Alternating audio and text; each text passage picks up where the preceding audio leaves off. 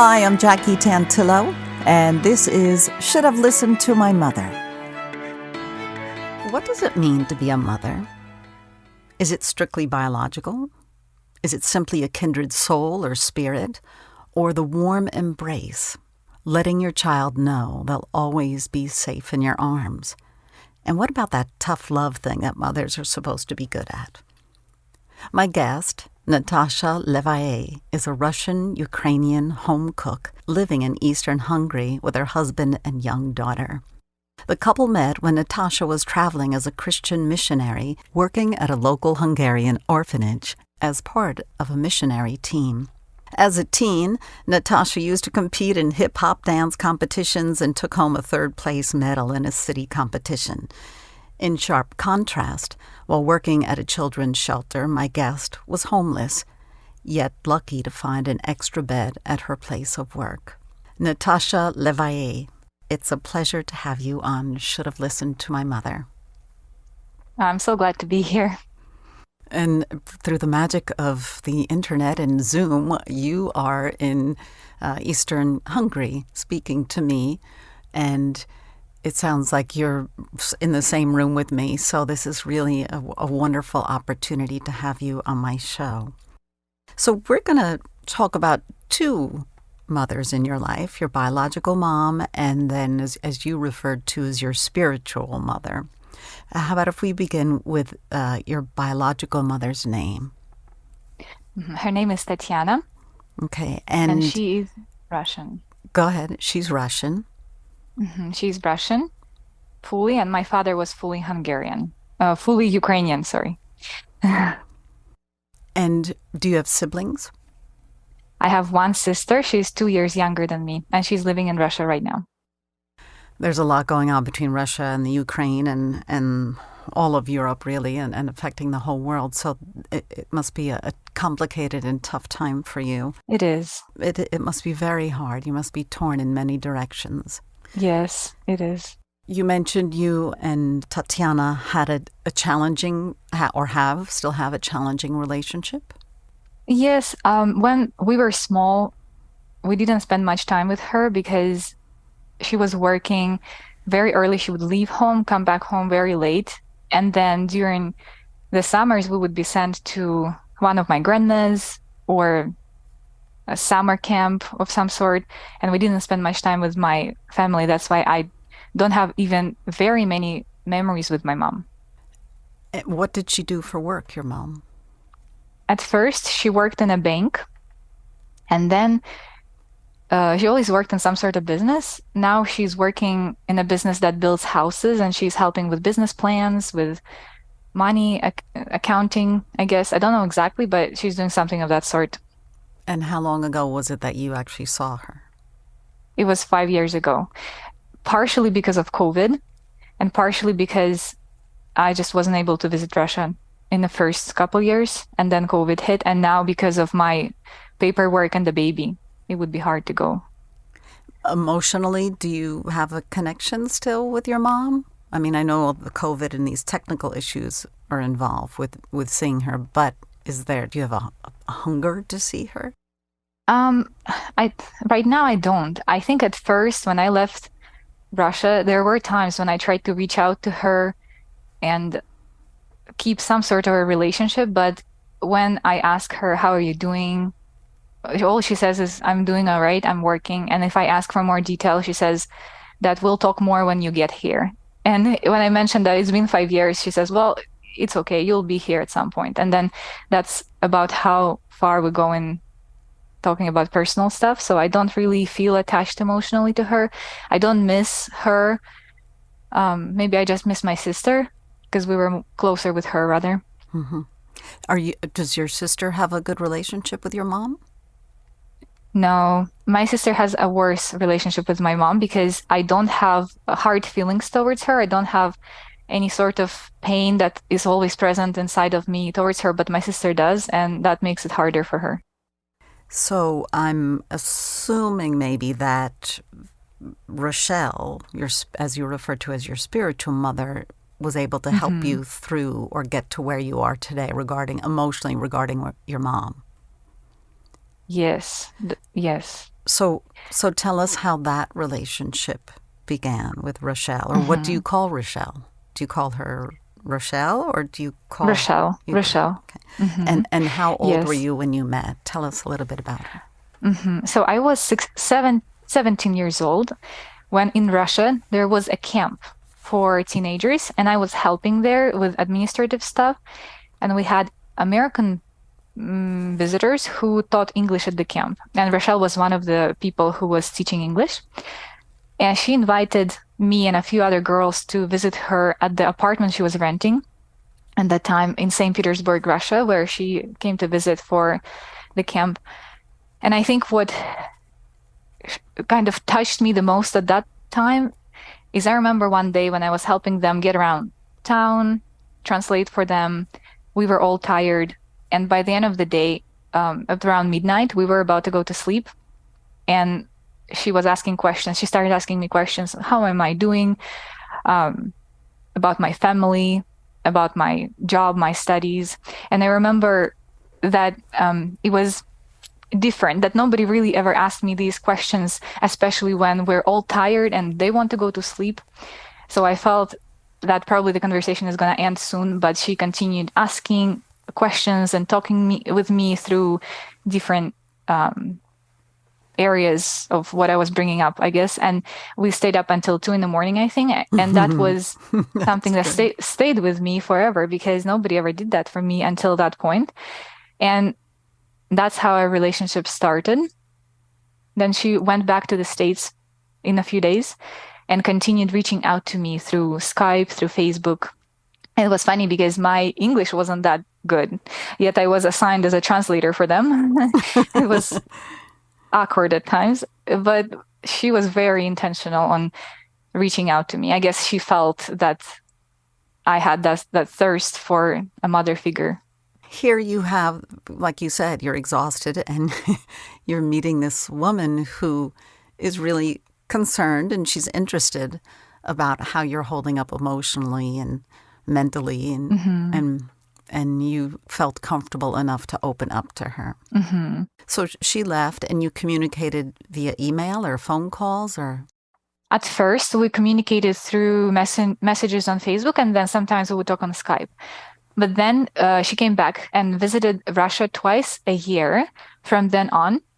And then she encouraged me to move to Hungary and go to a Bible school in Hungary, because I was always interested in helping as a volunteer at different places, which in Christian world we would call a missionary, being a missionary, when you go somewhere and do volunteer work without getting paid for it. And, there's a lot that goes into it. And then there was a school that taught you how to do it well. And she encouraged me to apply and to go to that Bible college. And that was a big thing, I think, that a big impact of her in my life, because that was a big change that happened when I moved to Hungary and did the school. She used to come to Hungary too, twice a year. She did a trip when she went to Hungary, then she went to Romania, sometimes to Germany, to Italy, and then to Russia, and helped at different orphanages, churches. So I continued seeing her twice a year in Hungary, even when I was studying here. And here I got to see a different part of her, where she was caring for those kids that she didn't know, that didn't know her, but somehow she was able to connect with them on such a deep level that kids liked it. They opened up most of the time, and a lot of times those conversations impacted them, and they would be waiting for them to come back. And it was something special. I could never figure out what exactly is that with her, but she can just help people open up very quickly. Magic touch, I guess. Something like that. And she was warm, and she listened, and she was concerned about their heart and their inner being, right? If they were okay. Yeah. So was a religion or any of this missionary idea present in your life growing up with your family? No. My mom had a sense of something supernatural. In Russia, a lot of people are superstitious. They believe in the existence of something. Some people believe in the existence of spirits, of power, of God, of some sort. And it is very, very culturally ingrained in us. And so I started going to just an Orthodox temple when I was 16 because I felt emotionally very stressed out because of my school, choosing the path in life, friendships, things like that. And I needed to find some sort of peace. And just one of my friends one time mentioned that she finds peace when she comes to a temple and she sits down on a bench. And I thought, oh, I should try that. So I did. I went. And somehow I liked it on that day. Somehow it helped me. And then from then on, I started getting more into the, like, what it really means to be a Christian. What is that religion? And as I was going further into it, I started also going to a different church where people would be more personal than, let's say, in a temple, because in a temple, you don't really talk to each other. Mm-hmm. And then slowly, I got more and more involved into that religion, faith, and my father was very much against it. And that was the reason why I had to move out from the house at 18. And that's when I separated from my family more so, probably even more so because of my religion. Did they think that maybe you were on a dark path or something? Or it was just against their beliefs and they thought you were kind of losing it or something? Yes. There is the sense in Russia that if you go to any sort of church other than the Orthodox temple, then you are in a sort of sect that cult or is, sect. yeah, cult, yes, that is going for your money. And that is basically what they want. Because my mom did take part in some of those groups before, and my dad found out. He was very upset about it. And yeah, there is bad reputation around those groups in Russia. Right. They have happened all over the world that people have been taken advantage of. Mm-hmm. This is very impressive. You listened to your heart and you were trying to find something to help ground you. And then Rochelle came into your life and a friend as well who turned you on to your initial finds. So it was serendipitous. It was meant to be this direction that you went in. Mm-hmm. And today, do you still work with a missionary? Oh, yes. So from that time when I was in the school to when I started working with the church and orphanages, there are so many things that happened. And I think the main event that I had with Rochelle was after 4 years of me being in Hungary, I got depressed because for the latter 2 years, I was working at a church. And for many, many reasons, I got depressed. And then I had to leave. And the problem was that I didn't want to go back to Russia. In Hungary, I didn't really have a place to go where I would like to go. And I was stranded in the world. And she offered to invite me to her place for a few months and help me process what happened and what's next. And I went to California and stayed at her house for 4.5 months. And I think that was the most life-changing experience because she also done some training in psychology, in therapy, and she was able to help me understand why I got depressed. And also she helped me recover and find a new direction in life that helped me hope, and have life again. And believe in yourself. Mm-hmm. That you are a wonderful being and you're capable of doing anything that you set your mind to, all those wonderful things that a mother figure hopefully does, right, with their child. Yeah. So, well, we should have had her on the show, Rochelle. Yeah. We're going to have to get in touch with her. She sounds wonderful. And you're still in touch today? Yes. For about 2 years, they didn't come because of COVID. And now they were here a month ago or a couple of weeks ago. They came again and went back. And they're planning to come in about September and maybe stay for longer, stay for a month or two, because they would like to do more work here in Hungary. When you say they, do you mean an organization or Rochelle and her family? Oh, her family, her husband. Yeah, she has 2 sons, and they would maybe come with one of her sons, because that's what they do on short trips. I don't know about the longer one. Maybe he wouldn't come, but yeah, her family. What was it like living in California? You're a lucky gal. It was wonderful. Yes, it was wonderful because I didn't have to struggle for life. It was such a transition from being alone in a little town in Hungary where it's snowing, it's cold, it's lonely. I didn't feel a purpose in life at that point, and then I go to a place that is warm and sunny, and I live in a house with a family, and every time I wake up there's someone in the house, and I don't have to figure out every single day what am I going to do, and somebody cares for me, and I can go along with her to the store, to the library, to I don't know, anywhere that she went to. It was just really fun because I had a few other friends in California from the Bible school. So we went on some road trips. Once we drove from California to Utah, Mm-hmm. and then we stayed there for a few days and came back. It was really fun. And we went to Bryce Canyon one time, to Yosemite with my other friend. Never been there myself. It was beautiful.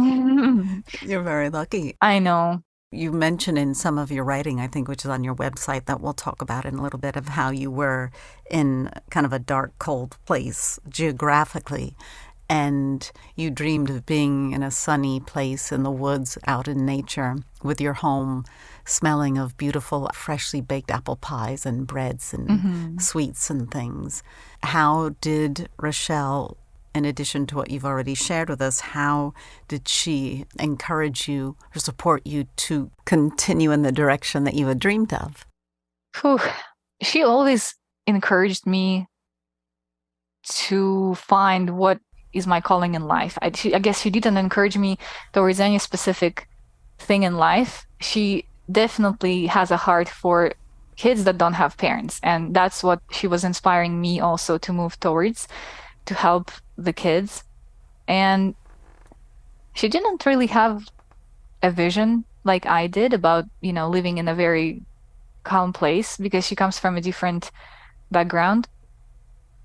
But she definitely inspired me to always to look for what is my calling in life from God. Like what is that in my life that will help others the most at this moment of life. And I guess she just gave me a lot of hope and comfort by just being there. She never encouraged me towards anything specific, but because she was there, I always had hope, and ideas for what would be next thing in my life. Right, and she was trying to maybe help you stop doubting yourself of what you are capable of and achieving. So was it calm based on your past? The calmness was something that was you were hungry for? Yes, I come from a city that has 7 million people living in it. And it was so normal for you to spend 3 hours on the road every single day getting to work, from work, people everywhere, cars, coffee shops, restaurants. It is such a city life. And because of that craziness, I longed for something peaceful. My dream job was to be book shop seller and just sit in a small little bookshop and read books all day long somewhere in a very, very small town where nobody will talk to me because I was just so tired, I think, of that pace of life. Not because that's really my dream job, but because I was so tired as a 17, 19, 20-year-old in that kind of city. And right now I live in a small village in a house. We have our own little corner and I enjoy it very much. Hustle and bustle sounds like New York, that many Yeah. million love. But it isn't for Yeah. everybody. And No. if it creates that tension or turmoil and you're looking for some peace and calm, it's best to go find that. Don't give Yeah. up your dreams and hopes. Parents always say to their kids, you got to listen to your gut. An American expression, I guess, or in English, you have to listen to what your conscience is telling you. So I'm glad that you did that. Is there something else in particular that you wanted to mention specific about Rochelle? She sounds like a wonderful woman.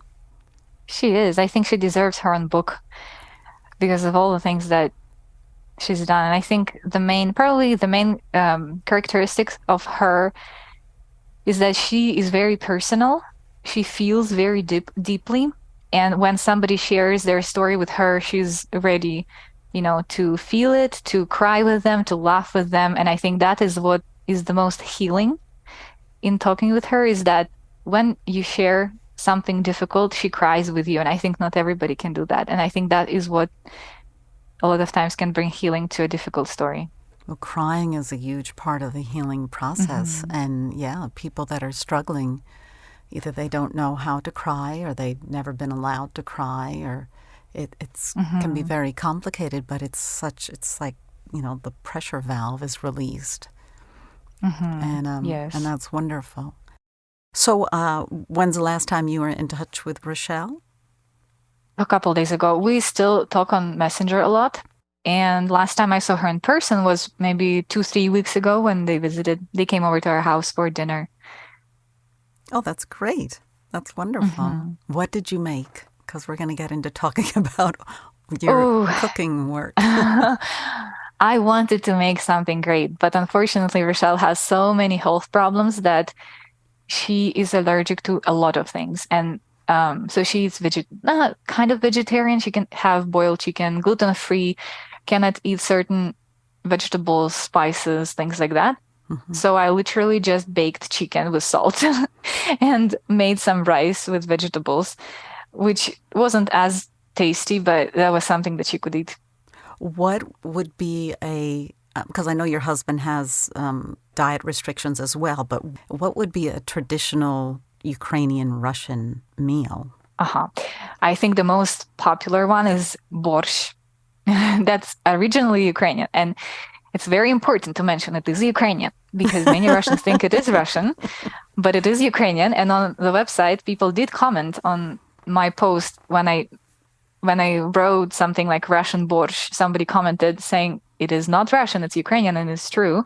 It originated in Ukraine, then carried over to other countries, and I guess Polish people think they have Polish borscht. Hungarians think they have Hungarian borscht. I've seen something of that sort on the internet, people posting about Hungarian borscht, but that is basically a soup with beetroot, cabbage, uh, meat, a lot of things, but it tastes both like it tastes sour, it tastes slightly sweet because you put carrots and beetroot and sugar, and it tastes also sour because of the sour cream and because of the vinegar. And of course, you put a lot of salt too. So it has a very specific flavor that I've never met in other dishes. And I'd say that that probably characterizes the culture of Ukraine and Russia at the same time the most. The root vegetables are some of my favorites, so I'll Mhm. be right over. I'll be right over. Well, that sounds delicious. So I would love to start having you tell my listeners again about how you started fulfilling your dream of being in your home and doing your cooking. Your website is beautiful. The photographs, I haven't looked through your recipes because they're there as well, but it's natashashome.com, correct? Right. Thank you. You had a baby a couple months ago. It's quite a bit of work to get a business like this up and running. Oh, yes. I think when I was pregnant, I felt a bit bored because I couldn't have a job here officially because of my paperwork. I was pregnant, I was at home a lot, I was feeling very nauseous a lot, so I couldn't really do much. And then I would go online and look at all these um, bloggers and people who were posting a lot about their passions, about homemaking, about food. And I always wanted to have a blog, and I did try before starting one, and kind of always I faced some difficulties and kind of quit every single time. But this time I had all the time on my hands, so I um, found something that I like doing. Although before getting married, I didn't dedicate much time to food because I felt like it's a waste of time to cook for myself, then eat it, and then feel like hours just went by for nothing. But when I got married and I had a husband to feed, now it was more interesting to cook. But because there's somebody who will appreciate it. And I started looking at all the different videos, all the different recipes, and it was really interesting. I think one of my first attempts at making something interesting was making a sourdough starter and a sourdough bread, and it was terrible. I think the first one was as hard as a rock. I couldn't even cut into it. And that was the start of my cooking journey. And now I love baking sourdough with both gluten free and regular one. That's quite the thing during COVID. Everybody was baking sourdough bread, and everyone had their Yes. starter in the fridge. So Yes. that I'm glad you fell right into the same category as everyone else trying it for the first time. It's trial and error, right? Yes. Yeah. And it definitely becomes easier when you try more and more. And on my website, I wanted to share recipes that I really liked because I at first didn't really know cooking. So every new recipe that I was learning was like a new discovery for me. And the ones that were especially good and I especially liked, I just wanted to um, somehow adjust it, make it, put a new twist in it, make it mine, and then share it and have it on my site so that I can also come back to it. Some of them are Hungarian traditional dishes that I tweaked a bit so that they taste a bit better because I guess if you eat something from childhood, it tastes good to you anyways. But then when you try something with a fresh eye, so to say, you think, okay, maybe if you add like caramelized onions to a potato casserole, maybe it will be better than raw onions and yeah, so You things like that. created your own twist. I was going to ask, Yeah, are you the kind of cook, or do you prefer cook or chef? Which do you prefer for yourself? cook. Cook. I'm not a Okay. chef, that's for sure. Okay, so are you someone that will diligently repeat one recipe over and over and over again until you get it right? Or do you make it a couple of times and you're like, oh, it's okay. I might tweak it again the next time I make it. Oh, it depends on how difficult the recipe is. If it is difficult, then I will make it many times. If it is not as difficult, I'll make it a couple times. But then I will make it again and again and again. And as I'm making them more times, just as life goes on, sometimes I will notice that maybe different combinations work better. And then I'll go back and edit what I already posted. Right. Do you write down every addition and change you've made to the recipe and keep track of everything? You If must, if I right? think it makes it significantly better, then Right. I do. Do you eat all of the food that you make? I can't Oh, imagine that yes. it's unedible. Yes, I do. Probably something I make might be unedible or close to it, but it's mainly vegetables and things, so you can't really go wrong. So this is wonderful. And does your daughter eat everything that you're making? I know she's She's little. 8 months old, so Right. she can only eat vegetables, but she wants to eat everything I'm making. Oh, But I just good. don't let her because she always tries to take food off of my plate. Well, but it's good to start them young on anything and everything that is age appropriate, Yes, because then they'll just gobble everything up, which is really great. I love seeing little kids eating everything. I'm so happy for you that you and Rochelle met up, whether it was divine intervention or happenstance, coincidence, whatever lined up. It's not everyone has this opportunity to find that one other person in their life to help them along the way, or shed some light on their path. But I'm very happy for you that it did happen. thank you. I'm glad. I'm glad it changed my life. That's for sure. Yeah, and I'm sure you're changing people's lives every day because you know how much you gained from the relationship with Rochelle. Definitely. When you experience something life-changing, then you want others to be able to. Yeah, it's pretty great, huh? You pay it forward, as they say.